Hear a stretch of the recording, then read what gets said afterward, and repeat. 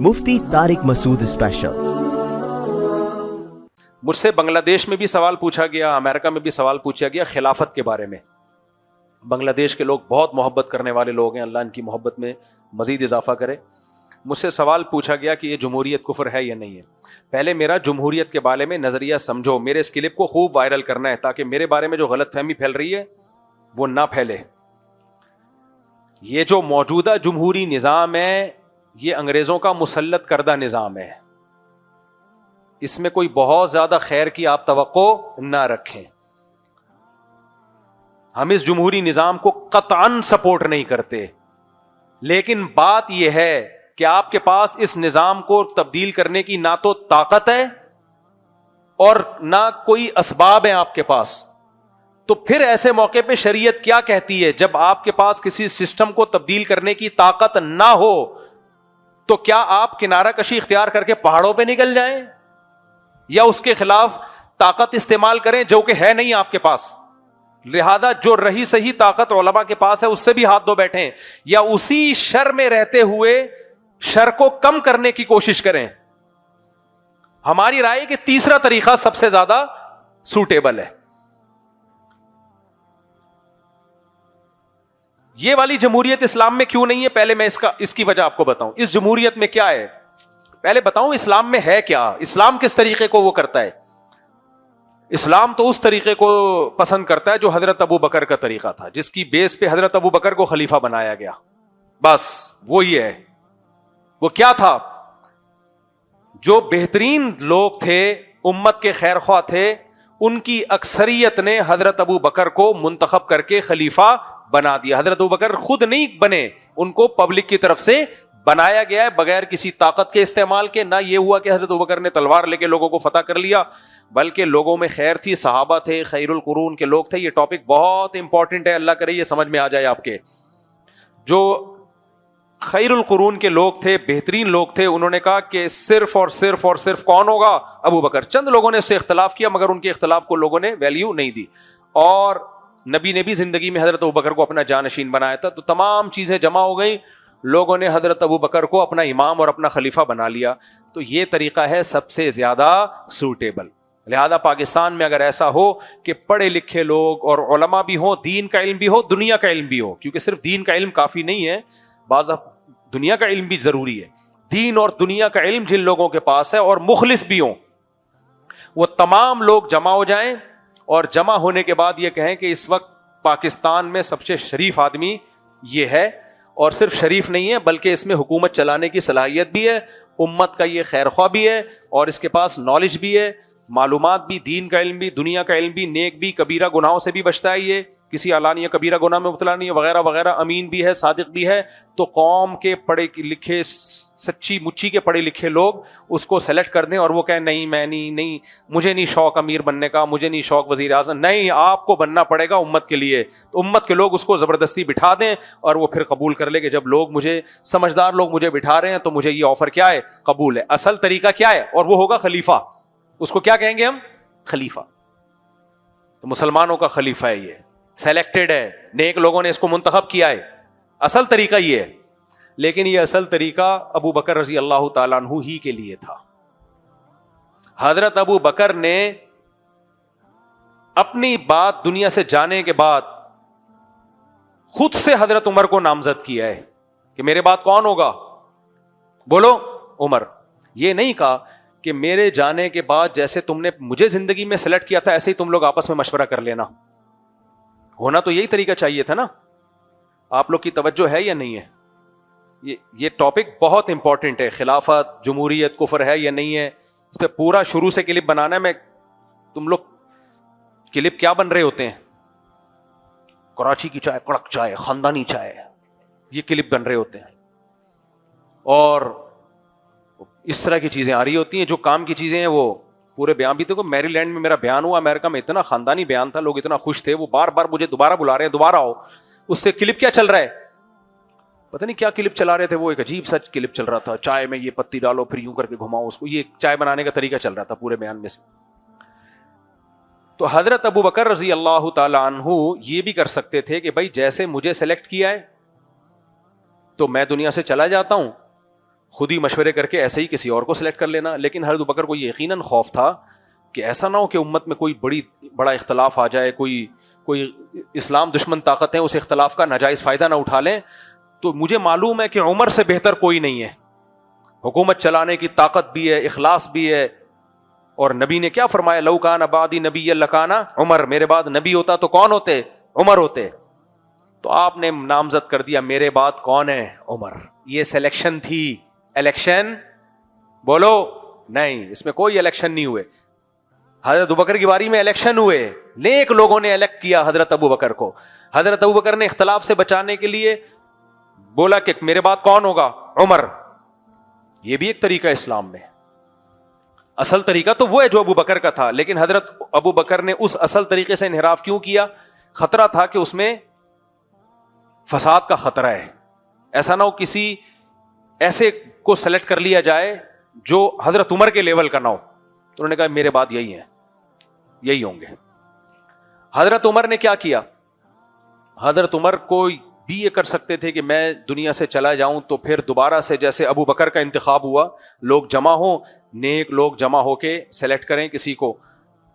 حضرت عمر نے سوچا نہیں, ان کو بھی خطرہ ہوگا, کوئی فساد نہ ہو جائے. اور یہ بھی نہیں حضرت عمر نے کیا کہ جیسے ابو بکر رضی اللہ عنہ نے کیا تھا میرے بعد عمر ہیں, تو حضرت عمر یہ بھی کر سکتے ہیں میرے بعد عثمان ہیں یا علی ہیں یا عبد الرحمن ابن عوف ہیں رضی اللہ عنہم. نہ انہوں نے کہا کہ 6 آدمیوں کی کمیٹی بنا دی کہ ان 6 میں سے ہوگا, کوئی بھی ہوگا ان 6 میں سے. اب ان 6 میں سے جس کو لوگ سیلیکٹ کر لیں, یعنی اتنا اوپن بھی نہیں رکھا کہ آپ جس کو چاہو رکھو, نہ ہوں گے انہی 6 میں سے. تو یہ 6 مل کے کریں گے جس کو بھی سلیکٹ کرنا ہے, اس میں لوگوں کی رائے بھی لیں گے. تو گراؤنڈ ریئلٹی کے حساب سے حضرت عمر فیصلہ کر رہے ہیں. کیا خیال ہے کہ اس وقت جو حالات سوٹیبل چل رہے تھے, انہوں نے دیکھا کہ یہ طریقہ میں کسی کو نامزد کرتا ہوں یہ بھی ٹھیک نہیں ہے.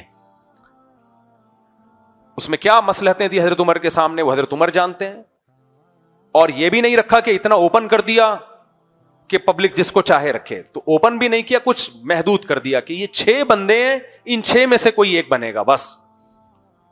یہ بھی ایک طریقہ ہے. اس کا مطلب اسلام میں کسی کو خلیفہ بنانے کا کوئی ایک طریقہ متعین بولو نہیں ہے. یہ سارے فیصلے ہو رہے ہیں زمینی حقیقت کو سامنے رکھ کے, سوٹیبل کون سا طریقہ ہے, سوٹیبل کون سا طریقہ ہے. پھر ان 6 نے بنایا حضرت عثمان کو. حضرت عثمان کے بعد سب نے اتفاق کر لیا کس پر, حضرت علی پر. وہ باقی خلافت سے دستبردار ہو گئے, نہیں حضرت علی ہی ہیں اس کے یہ 4 طریقے تو ایسے تھے, یہ چاروں الگ الگ طریقے ہیں, یعنی ان میں 3 طریقے بالکل دوسرے سے کیا ہے, ڈفرنٹ, لیکن ان میں ایک چیز کامن ہے. یہ دیکھا جا رہا ہے امت کا فائدہ کس میں زیادہ ہے, امت کا فائدہ کس میں زیادہ ہے, اس کو سامنے رکھ کے فیصلہ کیا جا رہا ہے. پھر کیا ہوا, چونکہ حضرت عثمان کو ظلماً قتل کیا گیا تھا, شہید کیا گیا تھا. حضرت معاویہ رضی اللہ تعالی عنہ حضرت عثمان کی قوم میں سے تھے. ان کا حضرت علی سے مطالبہ یہ تھا کہ آپ یقیناً خلیفہ ہیں, خلیفہ برحق ہیں, لیکن میں آپ کے ہاتھ پہ بیعت اس وقت کروں گا جب حضرت عثمان کے قاتلوں کو چوک پہ لٹکایا جائے گا. یہ ان کا سیاسی مطالبہ تھا. اہل سنت والجماعت کا مذہب یہ ہے, رائے یہ ہے کہ وہ اس سیاسی مطالبے سے دستبردار ہو جاتے, ٹھیک تھا, کیونکہ مطالبہ بذات خود ٹھیک تھا لیکن اس کا طریقہ کار ان کا ٹھیک نہیں تھا. تو اجتہادی غلطی پر تھے وہ. حکومت کو جو مجبوریاں تھیں حضرت علی کو, وہ حضرت علی زیادہ بہتر جانتے تھے, حضرت معاویہ نہیں جانتے تھے. لیکن اتنا حضرت معاویہ کو ایک انتقام کی آگ بھڑک رہی تھی کہ, اور سیدہ عائشہ بھی حضرت معاویہ کے ساتھ تھی پہلی جنگ جمل میں. تو حضرت علی مجبور تھے کہ جب حضرت عثمان اپنا قتل نہیں بچا سکے اپنے آپ کو ان فسادیوں کے ہاتھوں, تو میں قاتلوں کو پکڑ کے کیسے لٹکا سکتا ہوں, یہ تو اور مدینہ میں سورش برپا ہو جائے گی.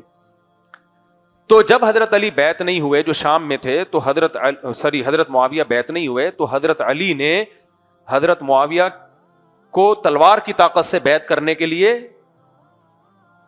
ان پر حملہ کیا. جو جنگ جمل اور جنگ صفین ہوئی, یہ دونوں میں اٹیک حضرت معاویہ کی طرف سے نہیں تھا. یہ پہل کس کی طرف سے تھی, ریاست کی طرف سے, اسٹیٹ کی طرف سے. تو کچھ صحابہ پہلی جنگ میں حضرت معاویہ کے ساتھ تھے جنگ جمل میں, جن میں سیدہ عائشہ بھی تھیں, لیکن پھر وہ انہوں نے رجوع کر لیا اپنی رائے سے. لیکن بہت سے پھر بھی صحابہ حضرت معاویہ کے ساتھ رہ گئے. تو یہ جنگ 2 بڑی جنگیں ہوئیں جو تاریخ میں سب لوگ جانتے ہیں, اور اس میں حضرت علی نے جنگ لڑی ہے, حضرت معاویہ نے دفاع کیا ہے, اپنا دفاع کیا ہے, لیکن بیعت نہیں ہوئے. اسی دوران کوفہ میں حضرت علی کی شہادت ہوتی تھی, خارجی نے قتل کیا آپ کو, حضرت معاویہ کے کسی آدمی نے قتل نہیں کیا آپ کو, کیونکہ اس میں خوارج کا فتنہ بھی کھڑا ہو چکا تھا. تو ان کے بعد لوگوں نے حضرت امام حسن کے ہاتھ پہ بیعت کر لی. 6 مہینے آپ کی خلافت چلی ہے. امام حسن کس کے بیٹے تھے؟ حضرت علی کے. حالانکہ اسلام میں موروثی خلافت نہیں ہوتی, لیکن لوگوں نے دیکھا بھائی ٹھیک ہے موروثی نہیں ہوتی, لیکن یہ بیٹے کس کے ہیں؟ حضرت علی کے بیٹے ہیں, اور ان پر لوگ جمع ہو جائیں گے. تو حضرت حسین کے ہاتھ پہ بیعت حضرت حسن کے ہاتھ پہ بیعت ہو گئے. 6 مہینے بعد حضرت حسن نے دیکھا بھائی امت 2 حصوں میں ڈیوائیڈ ہو رہی ہے, تو آپ خلافت سے دستبردار ہو کر کس کے ہاتھ پہ بیعت ہو گئے؟ حضرت معاویہ کے. تو حضرت معاویہ اگرچہ بادشاہ تھے, سلیکٹڈ نہیں تھے, لیکن اگر کوئی بادشاہ بن جائے تو اس کے بارے میں بھی حدیث میں احکام موجود ہیں, کیونکہ اسلام قیامت تک کے لیے آیا ہے نا. اتنی اہم چیز میں اسلام ہمیں لاوارث کیسے چھوڑ سکتا ہے؟ تو اسلام میں آرڈر یہ ہے کہ کوئی تلوار کی طاقت سے بھی اگر بادشاہ بن جائے, ملک بن جائے, یا مسلمان کسی پر جمع ہو جائیں, تو اب اس بحث میں پڑھنے کی اجازت نہیں ہے کہ یہ بادشاہت کا اہل بھی ہے یا نہیں ہے. اسمعوا واطیعوا, سنو اور اطاعت کرو. کیوں؟ کیونکہ اس کے نقصان کیا ہوگا کہ آپ بڑے فائدے حاصل کرنے کے لیے اتنا قتل و غارت ہوگا کہ بڑا فائدہ حاصل ہو یا نہ ہو, امت کا شیرازہ بکھر جائے گا. تو اس امت میں پہلے جو بادشاہ تھے, ملک تھے, وہ کون تھے؟ حضرت معاویہ رضی اللہ عنہ. صحابہ, تابعین, تبع تابعین, بڑے بڑے لوگ سب ان کے ہاتھ پہ بیعت ہوئے ہیں. اب آج کچھ اسکالرز آ رہے ہیں, کہہ رہے ہیں دیکھو ملوکیت کو انہوں نے تسلیم کیا, محدثین نے, فقہا نے. بھائی محدثین فقہا نہیں, صحابہ نے تسلیم کیا اس کو, کیونکہ صحابہ کے سامنے حدیثیں تھیں. آپ صلی اللہ علیہ وسلم کی بخاری مسلم کی حدیث ہے, اسمعوا واطیعوا ولو استعمل علیکم رجل حبشی کأن رأسه ذبیبہ. اگر ایک حبشی غلام بھی مسلط ہو جائے, اس کا سر کشمش کی طرح پچکا ہوا ہو, کالا ہو, نہ پرسنالٹی, لیکن جب ہو گیا مسلط کا مطلب کیا ہے کہ اس کے پاس قوت نافذہ ہو, پاور آ جائے اس کے پاس, ملک کا کنٹرول اس کے پاس آ جائے. تو آپ نے فرمایا اب تم نے اس کی اطاعت کرنی ہے, اطاعت کرنی ہے اس کی. تو صحابہ نے اطاعت کی.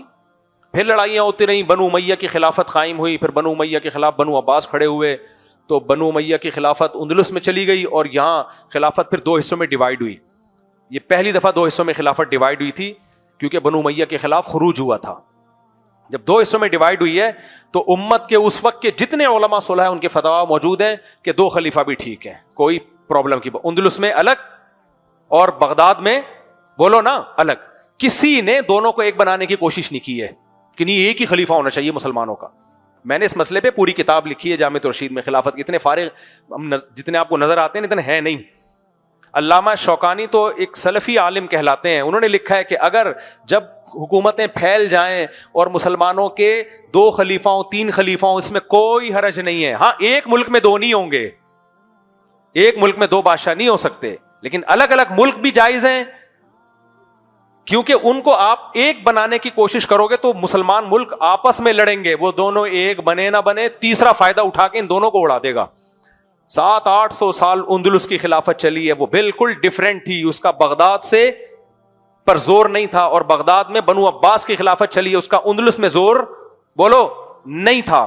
اس وقت کوئی ایسی تحریک اٹھتی کہ 2 خلیفے نہیں ہیں, اسلام تو ایک خلیفہ کا قائل ہے, دونوں کو مارنا شروع کر دیتا تو ایک خلیفہ نہیں بنتا.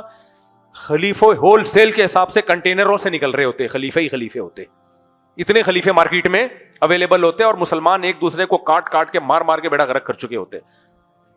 ہندوستان میں تو دونوں خلافتوں سے الگ تھی, یہاں تو مغل بادشاہوں کی حکومت تھی, ہندوستان میں یہ بھی اسلامی حکومت تھی, عدالتوں میں اسلامی نظام چل رہا تھا. اکبر بادشاہ نے آ کے لبرل بنانے کی کوشش کی اس کو, پھر وہ بھی سدھر گیا آخری عمر میں. تو یہ تو بالکل ہندوستان میں تو ہماری الگ حکومت چلی ہے.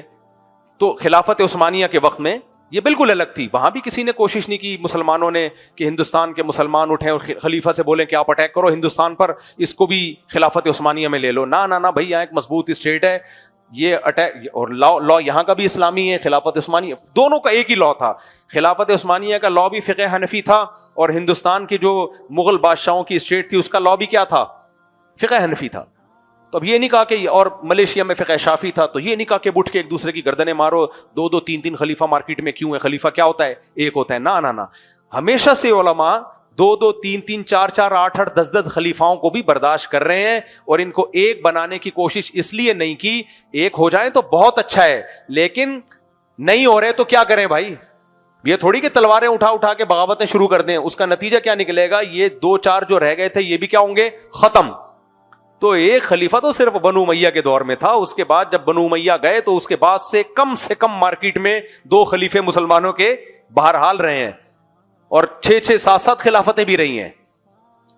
تو اب کیا ہے, اب بھی لوگ اٹھتے ہیں کہ نہیں جی ایک خلیفہ ہونا چاہیے, اتنے اسلامی ملک, سعودی عرب میں الگ بادشاہ ہے, پاکستان میں الگ بادشاہ. اول تو وہ کہتے ہیں یہ خلیفہ نہیں ہے, مانتا ہوں میں خلیفہ نہیں ہے, آپ اس کو مان لو کہ خلیفہ نہیں ہے, تو جو بھی ہے حاکم تو ہے نا, پاور تو ہے نا اس کے پاس, قوت ملک کی باغ ڈور تو ہے نا اس کے پاس. تو جس کے پاس بھی ملک کی باغ ڈور ہوگی, اس کے بارے میں حدیث ہمیں کیا کہتی ہے, حدیث ہمیں کہتی ہے کہ جس کے ہاتھ میں بھی ملک کی باغ ڈور ہے, آپ اس نظام کے خلاف کھڑے ہوں, احتجاج کریں, نہیں علی المنکر کریں زبان سے. نبی صلی اللہ علیہ وسلم نے فرمایا سب سے بہترین جہاد ہے ظالم بادشاہ کے سامنے کلمہ حق کہنا, اس کے ہم خلاف نہیں ہیں, یہ کریں آپ. بنگلہ دیش میں پبلک اٹھی نا حکومت کے خلاف, احتجاج کی, حکومت بدل دی, تو یہ کام آپ پاکستان میں بھی کریں, 100 دفعہ کریں. حدیث میں جس بغاوت سے منع کیا گیا وہ ہے تلوار کی طاقت سے, اسلحہ لے کے حکومت کے خلاف کھڑے ہونا. یہ اسلام میں اس کی اجازت نہیں ہے, کیونکہ آپ کے پاس کچھ بھی نہیں ہے لڑنے کے لیے. حکومت کے پاس بہت کچھ ہوتا ہے, تو سوائے فساد کے کچھ بھی حاصل نہیں ہوگا, قتل و غارت ہوگا, اور بالفرض آپ کو کامیابی مل بھی گئی تو ملک اتنا کمزور ہو چکا ہوگا, اس کمزوری کا اسلام دشمن قوتیں فائدہ اٹھائیں گی. تو میں نے جو بنگلہ دیش میں کہا ہے نا کہ جمہوریت یہ جو چل رہی ہے ٹھیک ہے, اس سینس میں کہا ہے کہ آپ کے پاس اس کو بدلنے کی طاقت نہیں ہے, تو اس میں رہتے ہوئے آپ کو یہ اچھا کام کر سکتے ہیں کریں, اور نہیں کر سکتے تو چپ کر کے بیٹھ جائیں, لوگوں کو دماغ نہ خراب کریں لوگوں کا. اب بنگلہ دیش میں جو خلافت کی تحریک چلا رہے ہیں, الیکشن میں حصہ لے رہے ہیں, وہ میں نے کہا میرے بیان پہ تو انہوں نے اتنی پروپیگنڈا کیا ہے کہ مفتی صاحب نے خلافت کا انکار کر دیا اور جمہوریت کو پروموٹ کر رہے ہیں مفتی صاحب. یہ بہت زیادہ بنگلہ دیش میں میرے اس سوال کا جب میں نے جواب دیا نا, بہت زیادہ کلپ چلے بنا کے, یہ دیکھو خلافت کے منکر, خلافت کے منکر. میں نے ان لوگوں سے پوچھا یہ کون سی خلافت کی تحریک ہے, کہتے ہیں یہ الیکشن میں کھڑے ہوتے ہیں. میں نے کہا واہ, خود الیکشن میں کھڑے ہو رہے ہیں. کہہ رہے ہیں وہ اس لیے کھڑے ہو رہے ہیں کہ ابھی ہمارے پاس حکومت میں آنے کا اس کے علاوہ کوئی راستہ ہی نہیں ہے. تو بھائی پھر تو آپ نے بھی مان لیا نا جمہوریت کو.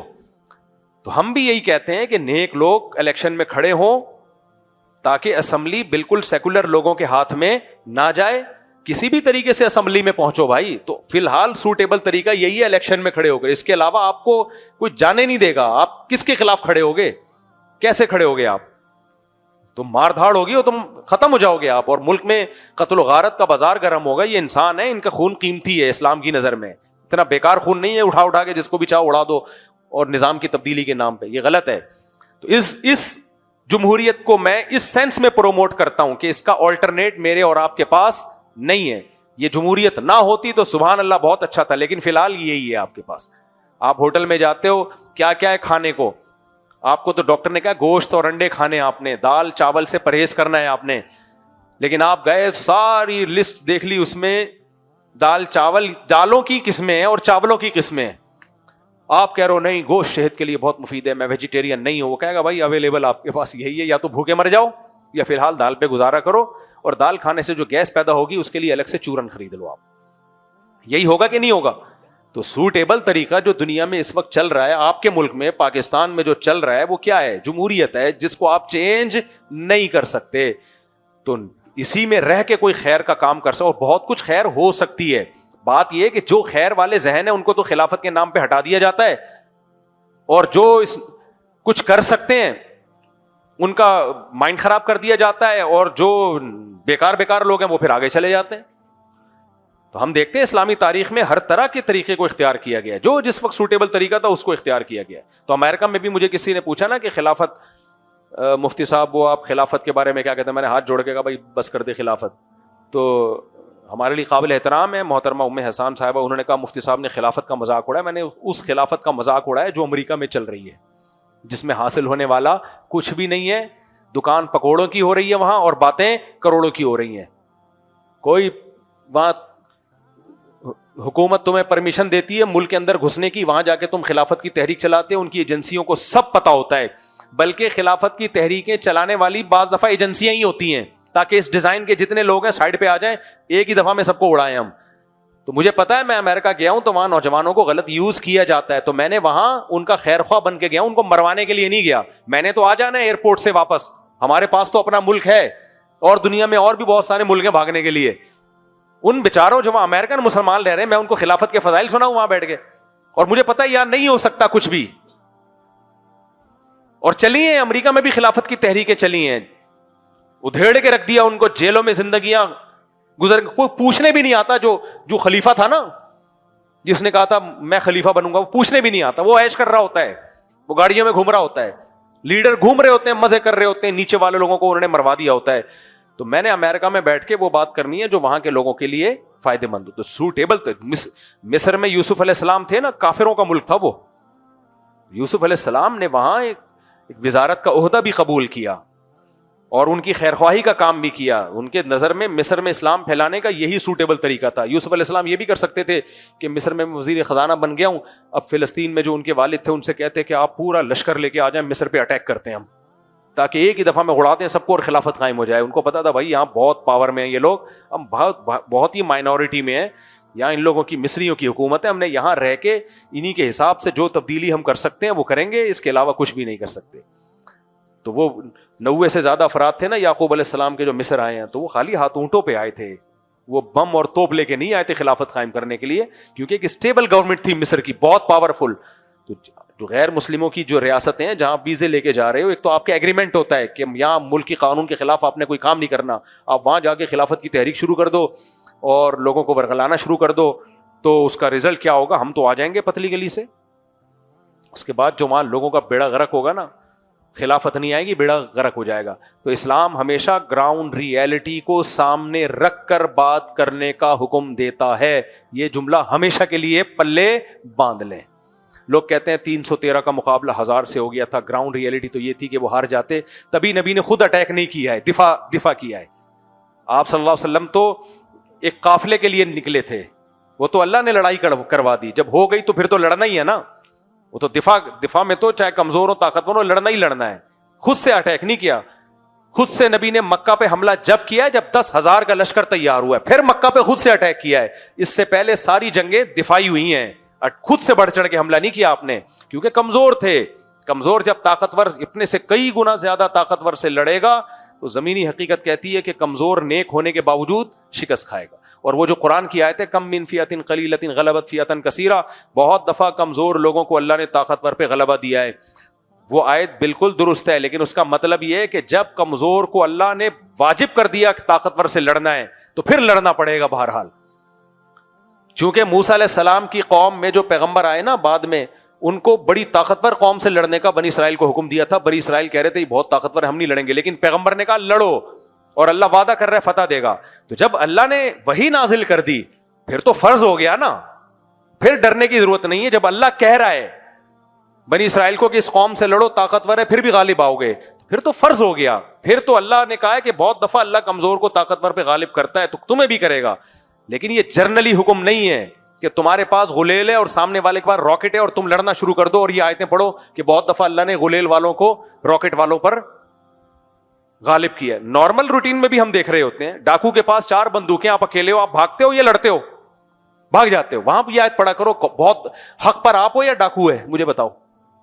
ڈاکو 4 بندوقیں, 4 ڈاکو آئے 4 رائفلیں لے کے, بولے جیب میں جو کچھ ہے نکال دے. آپ نے کہا اب آپ کا دوست کہہ رہا ہے کہ مت لڑ, آپ کہہ رہے ہو دیکھو یہ حق پر ہے یا میں حق پر ہوں. دوست نے کہا تو حق پر ہے, یہ باطل پر ہے. تو باطل کے خلاف لڑنا فرض ہے یا نہیں ہے؟ یہ اس طرح سے تانے بانے ملاتے ہیں. یقیناً باطل کے خلاف لڑنا فرض ہے. اب دوست کہہ رہا ہے بھائی یہ تو بہت طاقتور ہے, آپ کو قرآن میں آتا ہے کتنی دفعہ کمزوروں کو اللہ نے طاقتور پہ غالب کیا ہے, لہٰذا میں کمزور, یہ طاقتور میں غالب آ جاؤں گا. وہاں یہ آیتیں نہیں پڑھتے. وہاں کوئی بتایا نا یہ آیت تمہارے لیے نازل نہیں ہوئی ہے, یہ بنی اسرائیل کے بارے میں نازل ہوئی ہے جن پہ جہاد فرض تھا اور ان کو کہا گیا تھا اس قوم سے لڑنا ہے, بے شک طاقتور ہو. جب نبی کے ذریعے اللہ وعدہ کر رہا ہے, نبی کے ذریعے وہی آ رہی ہے نبی پر کہ غالب آؤ گے تم, پھر تو فرض ہے میرے بھائی. جب تک ایسا نہ ہو پھر اجازت نہیں ہے کہ آپ اپنی چادر سے زیادہ پاؤں پھیلائیں. جتنا آپ جتنا دم ہے اس کے حساب سے باتیں کریں آپ. اور اتنا تو اللہ نے وعدہ کیا ہے کہ تم حق پر ہوگے تو آدھی طاقت اور دشمن کی ڈبل طاقت ہوگی تو تمہیں غالب کر دوں گا میں. اتنا اگر تم وہ 100 یعنی وہ ان کی طاقت جتنی ہے وہ 100 آدمی تم 50 آدمی تو 50 کو 100 پہ غالب کروں گا میں. اتنا ریشو تو ہو. لیکن آج جو لڑائیاں ہو رہی ہیں اس میں اتنا ریشو بھی نہیں ہے, اتنا ریشو بھی نہیں ہے. پھر لوگ غزہ کی مثالیں دیتے ہیں وہ تو کمزور ہیں. بھائی وہ ڈیفنس میں ہے, ڈیفنس ایک الگ چیز ہے. جب 4 آدمی مل کے آپ کو کوٹنا شروع کریں پھر تو آپ نے جان بچانے کے لیے بہرحال آپ کے پاس لڑائی کے علاوہ کوئی راستہ نہیں ہے نا. پھر تو کیا کرو گے آپ؟ بات ہو رہی ہے خود سے بڑھ چڑھ کے اٹیک کرنا. جب ڈاکو آپ پہ 4 آدمی فائر کھولیں پھر تو آپ بھاگو, بیگی پتھر بھی اٹھا کے مارو گے, جو ملے گا مارو گے آپ ان کو. ڈیفنس ایک بالکل الگ چیز ہے. یہ ڈیفنس نہیں کر رہے آج کل جو تحریکیں ہو رہی ہیں, وہ بڑھ چڑھ کے اٹیک کر رہے ہیں. اس میں شریعت میں ضروری ہے کہ آپ کے پاس ہے کیا, طاقت کتنی ہے آپ کے پاس, کر سکتے ہو. تبھی تو دیکھو بس اس حدیث پہ اپنی بات کو ختم کرتا ہوں. صحیح حدیث ہے, نبی صلی اللہ علیہ وسلم فرمایا من رأى منکم منکرا فلیغیرہ بیدہ, جو برائی دیکھے اپنے ہاتھ سے تبدیل کرے. ہاتھ سے تبدیل میں میزائل بھی ہیں, بم بھی ہیں, کلاشن کوفے بھی ہیں. طاقت سے ہاتھ کا مطلب کیا ہے؟ برائی دیکھو طاقت سے چینج کرو اس کو. آگے نبی نے فرمایا من لم یستطع, جس میں طاقت نہیں ہے, فبلسانہ, تو پھر زبان. کیونکہ جب طاقت نہیں ہے تو پھر خام خواہ میں طاقت کا استعمال مت کرو, لینے کے دینے پڑ جائیں گے. اور پھر تیسرا جملہ فرمایا اگر زبان کی بھی طاقت نہیں ہے, بعض دفعہ زبان سے بھی ایسا ری ایکشن ہوتا ہے کہ آپ برداشت نہیں کر سکتے, الٹا اور فساد ہو جاتا ہے, تو فبقلبہ, صرف کس سے؟ دل سے. تو یہ 3 اسٹیپ نبی نے جو ہمیں بتائے ہیں, یہ نبی نے بتائے ہیں, مفتی طارق مسعود کے بتائے ہوئے نہیں ہیں. یہ اسی لیے بتائے ہیں. ان تمام کے پیچھے کیا ہے؟ زمینی حقیقت. بعض دفعہ لڑنے کی طاقت نہیں ہوتی تو فرمایا نہیں, پھر طاقت سے تبدیل مت کرو, فتنہ ہو جائے گا. مکہ میں کیا تھا؟ کمزور تھے نا مسلمان, صبر صبر صبر. مشرکین ظلم بھی کر رہے ہیں تو صبر کرو. اور جب مکہ میں 10,000 کا لشکر تیار ہو گیا پھر صبر نہیں ہے, پھر اٹیک کرو. تو اسلام تو A to Z میرے بھائی زمینی حقائق کو سامنے رکھ کے چلنے کا حکم دیتا ہے. اور ہمارے ہاں کیا چل رہے ہیں آج کل؟ منہ کے فائر. تو آج بھی جو سوٹیبل طریقہ ہے, کوئی پیکج لے کر آؤ نظام کی تبدیلی کا, ہم آپ کا ساتھ دیں گے انشاءاللہ. ہوائی باتیں نہیں کرو. اٹ از کالڈ خلافت. تو بنگلہ دیش میں وہ خلافت کی تحریکیں کھڑی ہو گئی نا, اگر وہ مسلح بغاوت کی طرف گئے تو اسلام بنگلہ دیش میں جتنا ہے اس سے بھی جاؤ گے تم. کچھ لوگ ہیں جو کہہ رہے ہیں کہ خلافت قائم کریں گے بنگلہ دیش میں. خلافت کا مطلب بندوق سے. 2-4 پولیس والے بھی اللہ نے کرے اس طرح سے مار دیے نا, تو حکومت پھر داڑھی والوں پہ, جیسے مصر میں ہوئی ہیں بغاوتیں, تحریکیں چلی ہیں, داڑھی آج تک مصر کے مولوی بغیر داڑھی کے پیدا ہو رہے ہیں. ٹھیک ہے نا, ایسا حکومتوں نے کچلا ہے ان کو. تو یہ نتیجہ نکلے گا. ہاں عوامی تحریکیں ہوتی ہیں جیسے بنگلہ دیش میں چلی نا, یہ ٹھیک ہے, یہ ٹھیک ہے. تو عوام کی طاقت, عوامی تحریک چلے, وہ بہت اچھی بات ہے. تو میں تو گیا تھا بنگلہ دیش کے مسلمانوں کو اچھی باتیں بتانے نا, میں وہاں خلافت کی تحریکوں کو پروموٹ کر کے آ جاتا. ہم تو آ جاتے, لیکن نوجوان ان تحریکوں کا حصہ بنتے, بیڑا غرق ہو جاتا ان لوگوں کا.